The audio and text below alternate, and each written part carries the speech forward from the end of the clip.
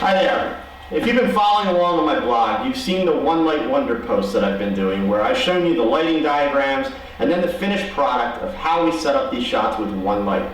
I thought it would be a great idea to bring you into the studio, make a little video, and show you some of the nuances that go into putting these shots together. So let's talk about the space that we're working in. It's a small space. You'll notice I've only got about 10 feet from one side to the other. I purposely left some of the stuff in the corner in the frame so you can see what I'm talking about. We've got a neutral gray floor and wall as the background. You could do this on any color, it doesn't matter. I've got one 800 watt second alien B light sitting about 4 feet from the wall, and right now I'm standing about 3 feet from the wall. So first let's look at some of our lighting options, and then I'll tell you what the idea is behind this shot, because I think you'll start to figure it out as I put the lights together. If I look straight at the camera with this light, you'll notice that the entire camera right side of my face is in shadow. Not really very flattering unless you want an extremely dramatic effect. If I turn my face partially towards the light, you'll see that I start to pick up a little bit of light on the camera right side.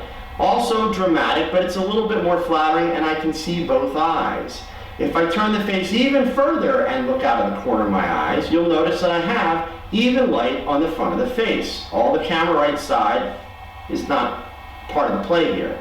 Now, if I back up the 3 feet to the wall, things change a little bit. If I'm looking straight ahead at the camera, you'll notice I'm still picking up a little bit of light on the camera right side of the face.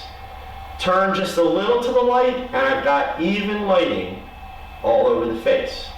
So now, that gives you an idea of some of the options that we have for working with this one light setup. The other factor that comes into play is how this light interacts with the background. You'll notice that the spread on this beam is pretty big, and that's because I'm using a standard reflector that comes with the alien beam.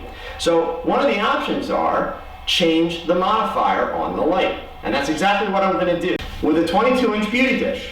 Now right away you'll notice that we changed the shape of the light on the background. The lighting effects on your subject are still the same. If I stand 3 feet from the wall, half of my face, camera right side, is in shadow. If I begin to turn, I pick up a little light. If I turn even more, I have even lighting on the face. Same thing is going to happen back here at the wall. Looking straight ahead, you'll notice there's some lighting on the camera right side, and just a small turn, I have fully even light on the face.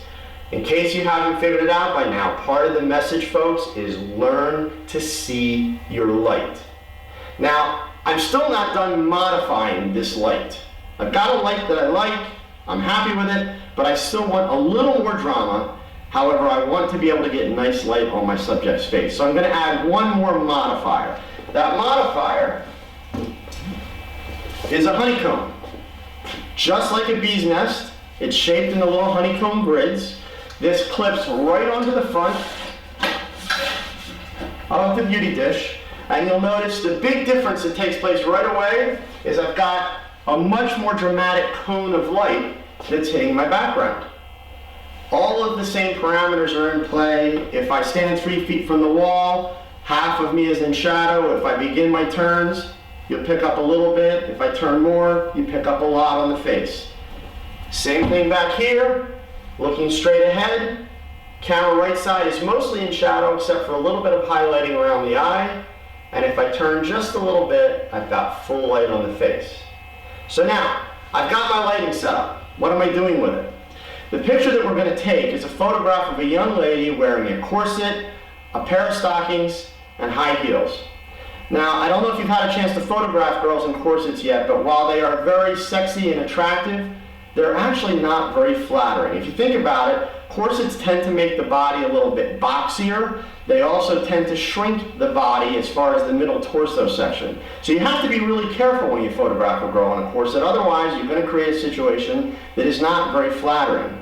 So in this case, we're not going for the typical sexy glamour babe type picture. We're going to go for something that's very dramatic.